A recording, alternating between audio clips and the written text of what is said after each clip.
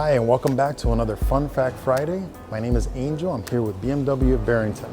Today I'm standing in front of the all-new redesigned BMW X3, which recently they've added the addition to having the remote start. I want to show you how to engage that and how it works. Come inside.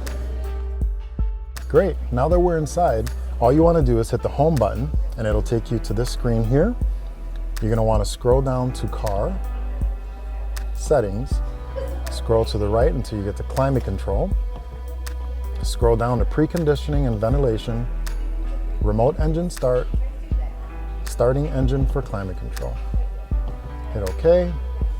Now you're all set. Now let's go outside and I'll show you how it works.